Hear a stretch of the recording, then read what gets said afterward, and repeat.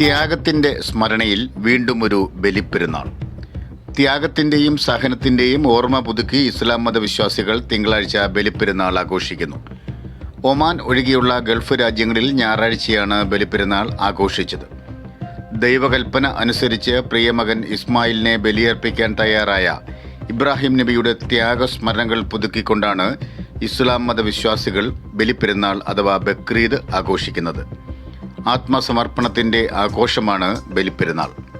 ഇബ്രാഹിം നബിയുടെ അടിയുറച്ച വിശ്വാസത്തിൻ്റെ പ്രതീകമാണ് ബലിപ്പെരുന്നാൾ എന്നാണ് വിശ്വാസം. ഇതിൻ്റെ പ്രതീകമായി ഇസ്ലാം മതവിശ്വാസികൾ അന്നേ ദിവസം അള്ളാഹുവിൻ്റെ പ്രീതിക്കായി മൃഗങ്ങളെ ബലി നൽകാറുണ്ട്.